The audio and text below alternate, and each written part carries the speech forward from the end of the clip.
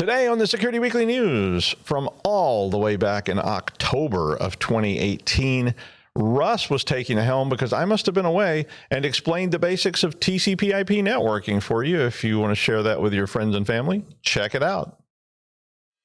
This is a Security Weekly production for security professionals by security professionals. Please visit securityweekly.com/subscribe to subscribe to all the shows on our network.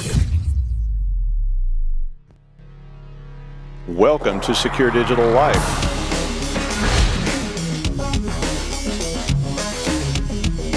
If your users are going to keep putting risky stuff on your machine, you're screwed.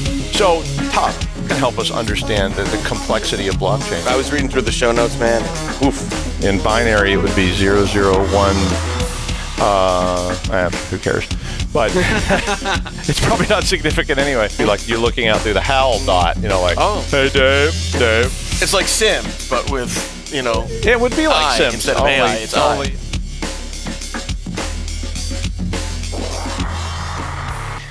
So, Networking 101. How long has it been since you've taken your first or any networking course, really, in school? And today we're going to cover topics like what is a computer network, how IP addresses are assigned, what does a computer connect to, or how does a computer connect to another computer, and more web-specific things like DNS. Well, actually, just DNS. It's not web-specific, but how is DNS used for web, for communication? How is it used to serve up web pages? And what are some potential vulnerabilities here, given that this is a security podcast? So I'm going to switch screens here for a moment, and voila. You should now see a couple of things. And as a former science person, chemistry specifically, I look at things like this and I think about symmetry. And if you drop a line here down the middle, the left side should mirror the right side. And that's, symmetry, yay. So what I want to talk about is this group of stuff over here on the left. All right. And so I'm just going to draw a little box around that. And that is going to be, actually what we'll do is we'll draw a little box around here. Here. And this is corporate. So this is XYZ Corp. Okay. And then this over here, similar, this is through the internet, and this will be, say, Microsoft. Or let's do Apple. That's not symmetric. Okay, so let's take this. I have a thing about symmetry. Wink, wink. So right here, we'll do Apple today. It's Apple, and I'm really digging on the new operating system, Mojave. So on the left-hand side of this screen, this diagram here, this is your corporation.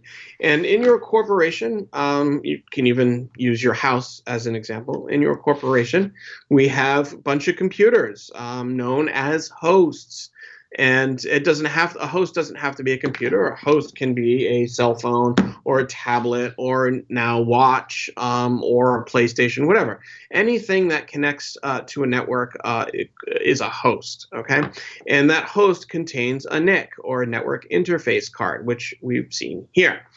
And if you have more than one host on site at your corporation or at your house, then you would need a router or a hub or a switch or some type of device to divvy up an internet connection.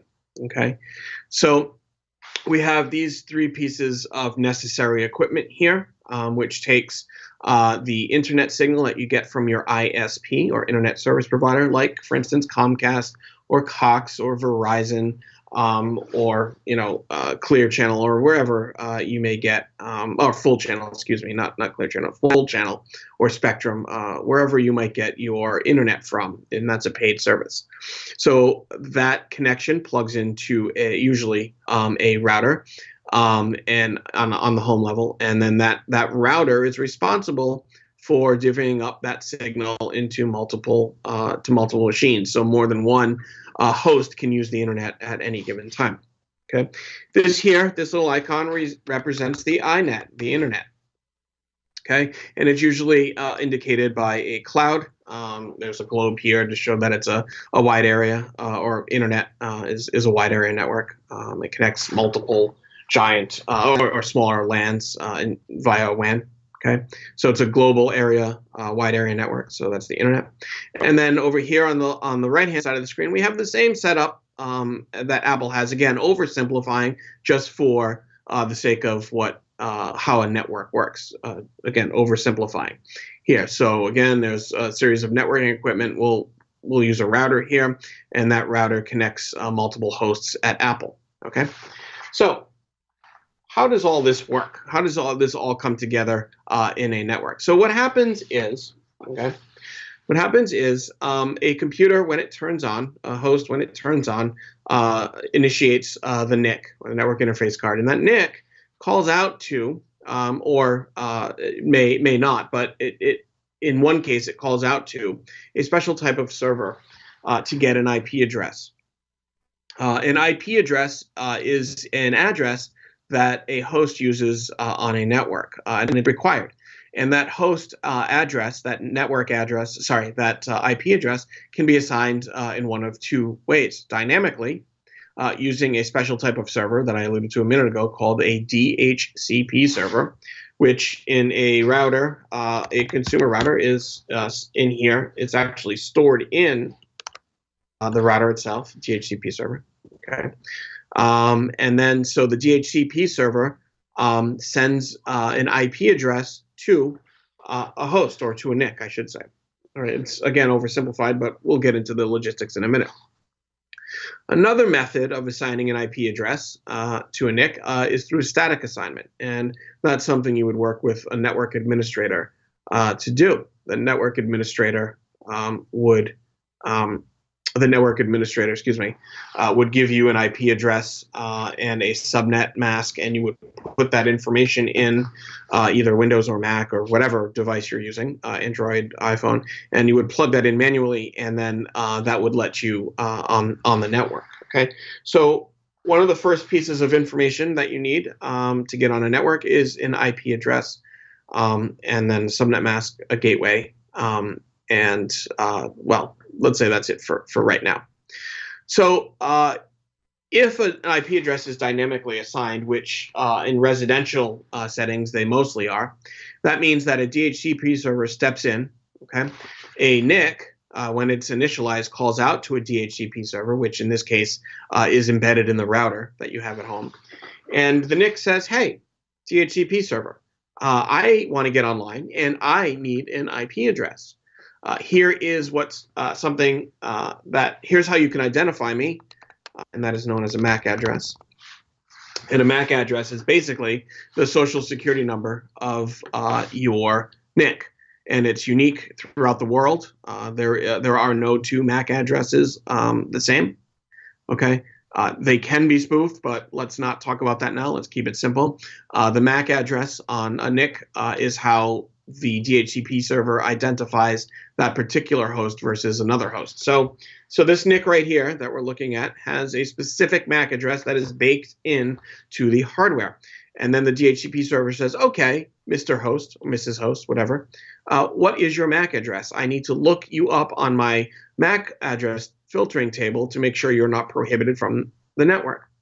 So the NIC sends its MAC address, again, oversimplifying here, and the DHCP server says, "Okay, stand by a sec," and it looks up on a MAC address filter table, and it says, "Hey, that MAC address is allowed on my network, and therefore I'm going to give you back an IP address. So put it in your NIC settings." All right, and the NIC says, "Thank you very much," and it has its IP address and what it needs to get onto the network. Now, in the event that the DHCP says, no, you've been a bad boy, okay, you can't get on, then the DHCP server denies access to the NIC based on the MAC address filtration system.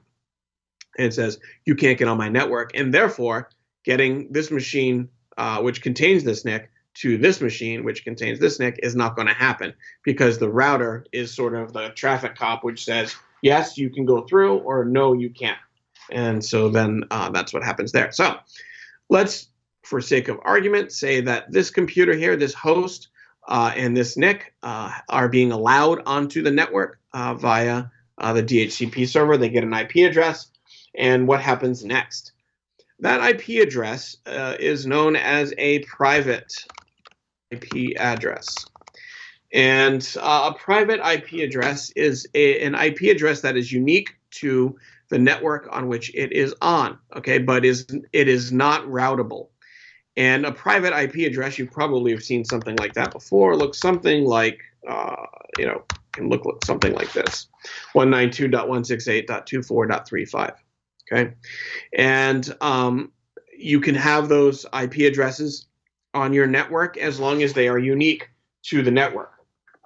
But if this machine, in order for this machine to get out into the wide area, or to the internet and to Apple eventually, you can't use a non-routable IP address because the routers through the internet, need to understand how to route that IP. So what happens is the DHCP server uses, the router uses something called network address translation, or NAT for short. And what NAT does is it takes a public IP, which might be something like this. Okay, 23.13. I just made that up. 23.13.5.67, and it divvies it up into private IP addresses, like 192.168.24.35, so that these machines here can communicate with each other on their closed network. But whenever one of these hosts needs to go out to the net, then the router steps in through NAT and says, okay, well, we're going to take that information from that host and we're going to replace it with the public IP, which is 23.13.5.67, and then it sends it out over the internet, over here to the same thing, essentially. And let's say that this is a switch router. And then over in Apple here, this particular piece of equipment takes that packet, that piece of information, and it says, okay, which IP address is it destined for? All right. And if it says, it's going to, 4.16.5.67, then this particular device sends that out to that particular IP, which is on that network be itself public, but this, because it has also NAT involved, will know where to send that particular piece of information because it uses the routing tables. So basically what's happening is this router sort of mediates communication to this router through the internet using a technology called network address translation. And again, within this particular organization here, within this private network, the IP addresses of all the hosts, theoretically speaking, are non-routable. They are private IPs, unless, for instance, there's a server, and a server would need mostly a public-facing IP if it's communicating over the internet. So a web server would need a public-facing IP. So those would be statically assigned public IPs. Network address translation allows us to take a limited amount of IP addresses and divvy them up so that everybody gets a chance. Now, in the 32-bit space of IP version 4, okay, there is a theoretical maximum of 4.3 billion IP addresses. So what that means is from 0.0, and again, this is just theoretical, all the way to 255.255.255.255. Now, so the number, oops, I don't want that. I know what I did wrong. It's treating this as there you go. The number of IP addresses between 0.0.0.0 and 255 are 4.3 billion. Now, all of those aren't used. Some of them are reserved for various things, but let's just say for the sake of argument that there are 4.3 billion maximum theoretical IP addresses available on the planet using IP version 4. Okay. There are more than 4.3 billion people in the world, and so for the sake of, let's say there's 7 billion, rough estimate. For the sake of argument, let's say that everybody on the planet has at least one device. That's not entirely true, but let's just say for the sake of argument, with one device per person on the planet, that's 7 billion devices. And if they all need to be networked, we can't do it because there are only 4.3 billion IP addresses available, okay, theoretically. So let's not, even mention that some people on the planet have more than one device. God, I think my home network, I have 40 different devices. Everything from light bulbs and refrigerators and toasters to toothbrushes and PlayStations and cell phones and tablets and things of that nature. So there are 40 different devices just on my network at home. Imagine me using 40 IP addresses at once. But be that as it may, this whole NAT thing allows us to take a single IP address and then divvy it up into multiple private IPs. So we aren't limited to just 4.3 billion IP addresses on our home private networks. Okay. All right. So we've got IP address assigned. We've talked a little bit about what a computer network is. How do computers connect to each other? Okay. And so we've talked a little bit about that. And now let's talk a little bit about internet. Okay. And let me show you a little sample here. If I want to go to eBay, okay, I go to eBay and I simply go to eBay by typing in ebay.com into the address bar of my favorite web browser. I'm using Firefox here, right? Okay, great. Now, the internet doesn't understand, on a fundamental level, doesn't understand what ebay.com is. That's not how the internet communicates. That's not how it routes information to get to websites. What happens is, if you think of the old days, and for some of our younger listeners, you may not understand or not understand, you may not have used this type of technology, but you think of the white pages or the yellow pages. These were phone books that were, used years ago. And whenever you wanted to look up, let's say, a restaurant or, an auto body or auto mechanic, I should say, or auto body repair, you would open up the white or the yellow pages and you would look under categories like auto body repair, and then it would list, all the various auto body repair shops or all the mechanics, and then you would pick one, and then you would follow your finger across, and it would have the telephone number, and that's how you got in contact with the auto body repair, or you would go visit the business, go there and visit. But for now, let's just say you were calling them. You would look up the name and then look up the phone number. And so the idea behind that is that people can typically remember business names, like Best Buy or Stop and Shop or Dave's Market or whatever. And it's not always necessarily people aren't accustomed to memorizing phone numbers. Back in the day, that was a thing, and you would know your home phone number, your friends' numbers. Now we don't need that. We have, contacts here, and we can remember. We can use the contacts to look up or tell SIRI. I have to spell it out because all three of my Mac devices would go off right now. I would have to tell her to dial, Henry or Kenny or Wendy or whatever it might be, right? And they would do it. But back in the day, you used to have a phone book, and that's how you would look up phone numbers. DNS is the same kind of thing, but for the internet. When a host on a network here needs to get to Apple's webpage, okay, apple.com, right? What happens is the host looks up apple.com's URL on a DNS server, and then the URL, apple.com, is translated into an IP address. Okay, again, because of how networking works, the world doesn't understand, the world of networking or computers don't necessarily understand host names, so they won't know apple.com is this particular web server. So what happens is you need a DNS server to sit there and do that lookup for you. So when I come here on my host machine, which I'm on now, and I type in apple.com, right? The first thing that happens is the information in that goes to a DNS server. It might be local, it might be stored on your ISP, wherever it's stored.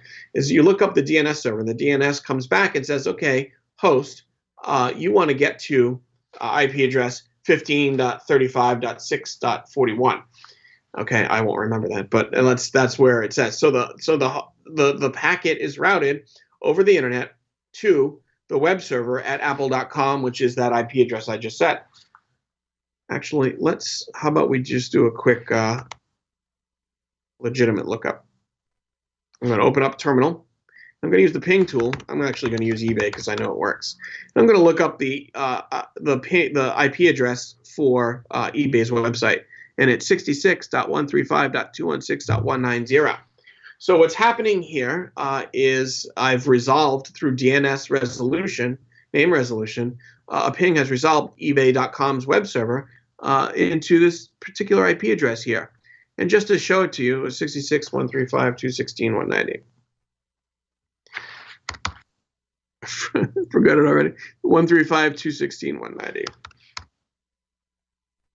Okay, if I type in that IP address that I just pinged using the terminal and I hit enter, look what happens.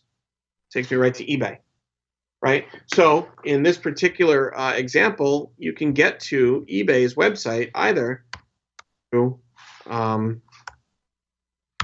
the IP address. Oh, hell, you got it. Either through the IP address or the URL, okay? So just to show you that that's how it works. Now, it's a lot easier for us as humans in our human brain to remember web addresses like ebay.com or amazon.com or newegg.com or whatever. It's a lot easier for us to remember business names or web page names than it is for us to remember IP addresses, right? So that's why the DNS servers exist, is so you can get a host name resolution through host name to IP address lookup. So I can actually type in ebay.com and get to eBay's website, and I don't have to enter in the IP address. Okay, so that's a little bit about how DNS works and how DNS is used to route, how to resolve host names into IP addresses, and information is sent out to and from the various machines, the host and the server, or client and server, through the network using network address translation, which we talked about earlier. Okay, let's take a look at now DNS server boards. So what are some areas of potential vulnerabilities for these types of things? Well, there's a lot of area of vulnerability here. The networks themselves can be compromised either through listening attack, simply listening through either packet sniffing or snarfing, or through their devices that you can, if it's a hardline network, there are devices that you can clip to network cables to intercept traffic over the copper line. So that's an area. So you want to make sure that all of those are secure. You want to make sure that if you're using wireless, that you're using, you don't get a lot of bleed through. Or you're using low gain antennas inside your facility, low gain directional antennas inside your facility. So there's not a lot of seepage through omnidirectional wireless antennas outside of the building, because an attacker could literally sit outside of the building and start sniffing. You don't want that. So you want to minimize or mitigate that risk simply by using the appropriate technologies, directional antennas for one. So you want to be careful with that. You don't want people to get on your network if possible. So using security by obscurity as a layered approach. So not broadcasting your SSID would be important. We've talked about that on the show before. Using MAC address filtering would be important. We've talked about that on the show. And using sort of the appropriate technology for wireless according to what your needs are. So directional versus omnidirectional and so on and so forth. All right. So those are some potential areas that you want to look into. There are other types of attacks. There are types of attacks such as DNS poisoning, where, as I said, DNS gives you host name to IP or IP to host name resolution, right? If there's a DNS poisoning attack, what could happen is somebody could set up a rogue DNS on the network or somewhere else. And all they have to do is change a record in that DNS so that ebay.com points to 66.5.1.6, which is evil site. All right. So, and that's just a made up IP. But now what happens is anytime somebody goes to ebay.com, it goes to the DNS first. The DNS says, oh, it's that simple. It's that particular IP address, and then forwards them to the IP address of the malicious machine. And then Lord knows what happens from there in terms of whatever data you put in is now it's all compromised. All right. So you can get those poisoning attacks and those evil twin attacks, setting up a rogue DNS server with the malicious IP addresses on common websites. And a lot of other things too, just like I talked about the sniffing and so on and so forth. You want to make sure that in addition to security by obscurity techniques, you're also using encryption. And a good type of encryption to be using on specifically on wireless would be WPA2 with AES. That's just the highest level right now for consumer grade, and there's others for enterprise level. So that's kind of why we look at all these types of security techniques. And hopefully this is a little bit more understandable to you on how networking works, Networking 101. If you have any questions, leave comments on the videos or email us, and we'll be happy to get back to you. So thanks. Until next time.